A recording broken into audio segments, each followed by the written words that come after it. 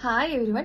ഇപ്പോൾ ഒട്ടുമിക്ക ആളുകളിലും ഒരു 40 വയസ്സിന് ശേഷം കണ്ടുവരുന്ന ഒരു ആരോഗ്യ പ്രശ്നമാണ് ഇരുപാദങ്ങളിൽ ഉണ്ടാകുന്ന അസഹനീയമായിട്ടുള്ള പുകച്ചിൽ. ഇത് എന്തുകൊണ്ടുണ്ടാകുന്നെന്നും ഇത് പരിഹരിക്കാൻ എന്തെല്ലാം ചെയ്യണമെന്നും നോക്കാം. നമ്മുടെ പാദങ്ങളിലേക്ക് സപ്ലൈ ചെയ്യുന്ന നാടുകളിൽ ഉണ്ടാകുന്ന ഇറിറ്റേഷൻസും ചെറിയ തരത്തിലുള്ള ഡാമേജുകളുമാണ് ഇതുണ്ടാവാൻ കാരണം. ഇത് ഇങ്ങനെ ഉണ്ടാകുന്ന സിറ്റുവേഷനിൽ കാലുകളിൽ ഒരു തരിപ്പ് അനുഭവപ്പെടുന്നു, പിന്നെ വിട്ടുമാറാതെ പുകച്ചിൽ അനുഭവപ്പെടുക.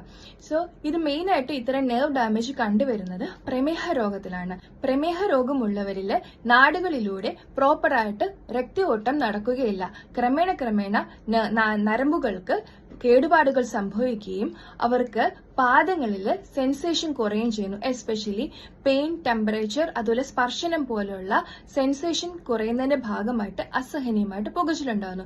രണ്ടാമത്തെ സിറ്റുവേഷൻ, നമ്മുടെ ശരീരത്ത് ട്രൈഗ്ലിസറൈഡ് ലെവൽ വന്നിട്ട് തുടർച്ചയായിട്ട് കൂടി നിൽക്കുന്ന അവസ്ഥയിൽ, പിന്നെ പെരിഫറൽ ന്യൂറോപ്പതി പോലുള്ള കണ്ടീഷനിൽ, അത് എസ്പെഷ്യലി കണ്ടുവരുന്നത് പ്രമേഹ രോഗങ്ങളുടെ സൈഡ് എഫക്റ്റ് ആയിട്ടും അതുപോലെ വൃക്ക സംബന്ധമായിട്ട് രോഗമുള്ളവരിൽ നമ്മുടെ പാദങ്ങളിൽ ഫ്ലൂയിഡ് വന്നിട്ട് ഡെപ്പോസിറ്റ് ചെയ്ത് നിൽക്കുന്ന ഭാഗമായിട്ടും നമുക്ക് പുകച്ചിൽ അനുഭവപ്പെടുന്നു.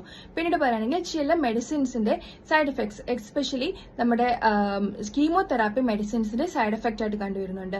അതുപോലെ കാലുകളിൽ ഉണ്ടാവുന്ന ഇൻഫെക്ഷൻസ്, സെല്ലുലൈറ്റിസ് പോലുള്ള കണ്ടീഷനിൽ കണ്ടുവരുന്നുണ്ട്. ചിലതരം ആർത്രൈറ്റിസ്, ആമവാദം പോലുള്ള കണ്ടീഷൻസിൽ കണ്ടുവരുന്നുണ്ട്. അതുപോലെ അമിതമായിട്ട് മദ്യപിക്കുന്നവരിൽ കണ്ടുവരുന്നുണ്ട്. അതുപോലെ ചില vitamin deficiency, especially vitamin B5, vitamin B12 പോലുള്ള വൈറ്റമിൻ ഡെഫിഷ്യൻസിൽ കണ്ടുവരുന്നുണ്ട്. അതുപോലെ പാദങ്ങളിലേക്ക് സപ്ലൈ ചെയ്യുന്ന ചില നെർവ്സിനുണ്ടാവുന്ന കംപ്രഷൻ മൂലം കണ്ടുവരുന്നുണ്ട്. ഹൈപ്പോ തൈറോയിഡിസം പോലുള്ള ചില തൈറോയ്ഡ് രോഗങ്ങളിലും ഇതുപോലെ പാദങ്ങളിൽ അസഹനീയമായിട്ട് പുകച്ചിൽ കണ്ടുവരുന്നുള്ളൂ. ഇതിന് എന്ത് കാരണം കൊണ്ടാണോ ഇത് ഉണ്ടാവുന്നതെന്ന് മനസ്സിലാക്കി അത് നിയന്ത്രിക്കാൻ ഫസ്റ്റ് ഓഫ് ഓൾ ശ്രദ്ധിക്കുക. പിന്നെ പ്രോപ്പർ ആയിട്ടുള്ള വൈറ്റമിൻ സപ്ലിമെന്റ്സും എടുക്കുക. അതുപോലെ നമ്മുടെ ഭക്ഷണത്തിൽ മോഡിഫിക്കേഷനും വരുത്തുക.